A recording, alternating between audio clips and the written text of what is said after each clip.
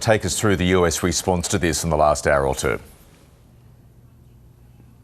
Yeah, we've had a flurry of briefings from key departments here in the United States. Jake Sullivan, he's the National Security Advisor to the President.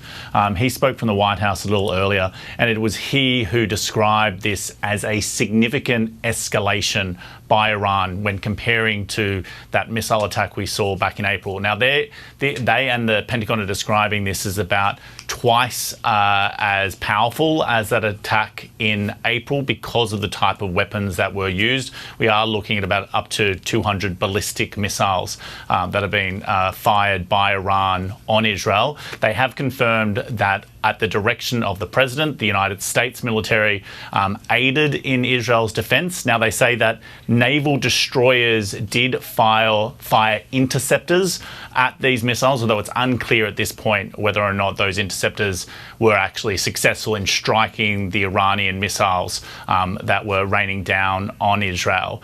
It seems clear that the Americans were very much in communication with Israel throughout these volleys of missiles. The President watched it all unfold from the Situation Room, which is the secure facility in the White House, and he has been involved in directing the American response. They say they're not only focused on the defense of key ally Israel, but also defending American assets which are in the region. Once again, Jake Sullivan said that his advice to any American who is in Lebanon is to get out, to take whatever commercial means are available to them to get out.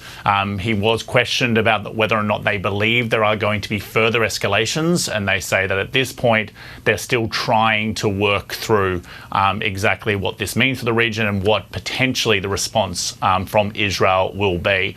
Comparing this to what we saw in April, I think one of the significant differences here is how little warning Israel received, the world received from Iran that this is what they were planning. In April, it was about 72 hours notice by Iran that they were going to undertake what they did. Maybe not the exact details, but we, the world, knew that it was coming. This was given with much less warning. Now, at this point, America's assessment is that this was unsuccessful, that there is no significant damage in Israel. There does appear to have been a death in the West Bank by a Palestinian man, appears to have died perhaps from shrapnel from an intercepted missile, but there doesn't appear to have been significant damage in Israel. So they are saying that it is unsuccessful, but of course the major question everyone is focused on now is whether or not we will see a further escalation, whether or not this was just a show of force by Iran, who felt that they needed to do something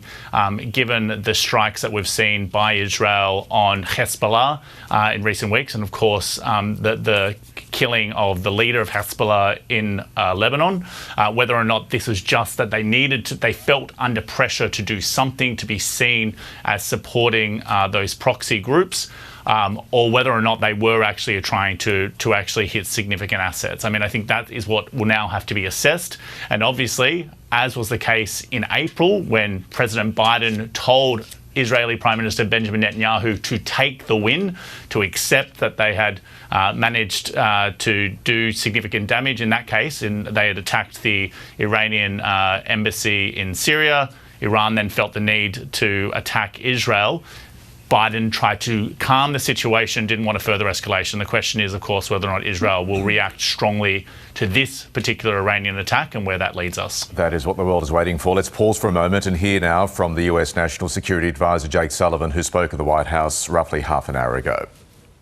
Today, Iran launched nearly 200 ballistic missiles towards targets in Israel. The United States military coordinated closely with the Israeli Defense Forces to help defend Israel against this attack.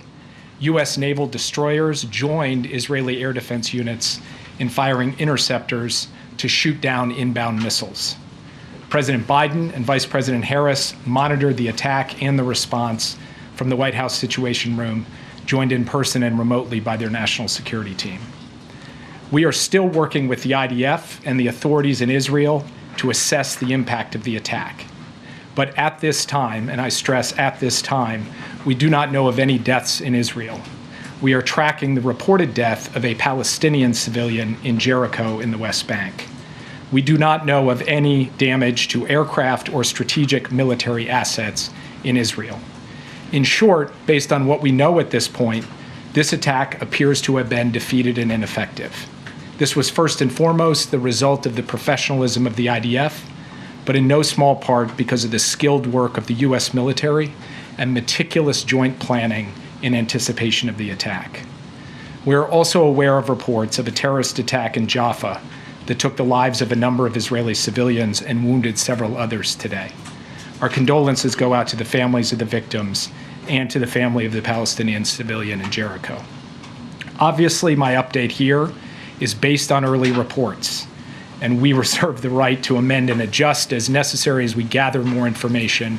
The word fog of war was invented for a situation like this. This is a fluid situation. We will consult with the Israelis on next steps in terms of the response and how to deal with what Iran has just done, and we will continue to monitor for further threats and attacks from Iran and its proxies. We are particularly focused on protecting U.S. service members in the region.